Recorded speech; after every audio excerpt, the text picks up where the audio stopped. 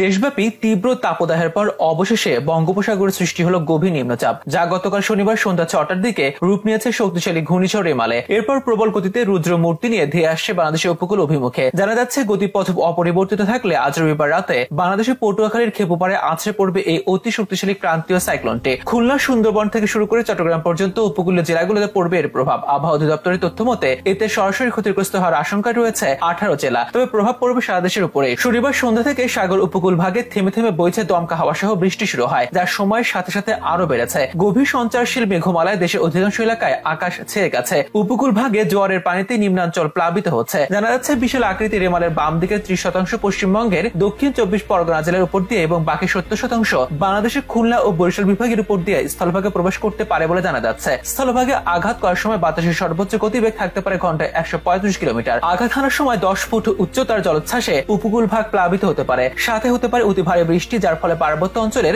ভূমিধসের আশঙ্কাও দেখা দিয়েছে। শনিবার রাত 8টায় আমেরিকার নৌবাহিনী কর্তৃক পরিচালিত জয়েন্ট টাইফুন ওয়ার্নিং সেন্টার জানায়, ঘূর্ণিঝড় রেমাল খুলনা বিভাগের সাতক্ষীরা, বাগেরহাট ও খুলনা জেলার উপর দিয়ে সরাসরি বাংলাদেশে আঘাত করার সম্ভাবনা প্রবল। এটি উপকূলে 13টি সহ 18 জেলায় রেমাল আঘাত আনতে পারে। রোববার ভোরে দেওয়া হয়েছে 10 নম্বর মহাবিপদ সংকেত। বাতিল করা হয়েছে কক্সবাজার বিমানবন্দরের সমস্ত ফ্লাইট। আবহাওয়াবিদদের মতে রেমাল অতিক্রমের সময় বাতাসের গতিবেগ 110 থেকে 120 কিলোমিটার পর্যন্ত হতে পারে, কখনো কখনো এটি 135 কিলোমিটার পর্যন্ত হতে পারে। আবহাওয়া অধিদপ্তরের তথ্য মতে ঘূর্ণিঝড় রেমাল ভারতের পশ্চিমবঙ্গ থেকে বাংলাদেশের পটুয়াখালীর মাঝামাঝি যে কোনো জায়গা দিয়ে উপকূলে অতিক্রম করবে। 9 জেলা রয়েছে তীব্র ঝুঁকিতে। এগুলো হলো সাতক্ষীরা, বাগেরহাট, খুলনা, বরিশাল, বরগুনা, পটুয়াখালী, ভোলা, পিরোজপুর, নোয়াখালী। তবে সর্বোচ্চ ঝুঁকিতে রয়েছে বাংলাদেশের সাতক্ষীরা, খুলনা ও বাগেরহাট। বেসরকারি সংস্থা বাংলাদেশ ওয়েদার অবজারভেশন টিম জানায়, ঘূর্ণিঝড় রেমাল সর্বোচ্চ ক্যাটাগরি 1 শক্তিমাত্রার ঝড় হিসেবে আজ রবিবার দিবাগত রাত থেকে সোমবার সকালের মধ্যে উপকূল অতিক্রম করতে পারে। ঝড়ের ক্ষয়ক্ষতির সাথে সারা দেশে ভারী থেকে অতি ভারী বৃষ্টিপাত হতে পারে। আগামী 24 ঘন্টায় 300 থেকে 350 মিলিমিটার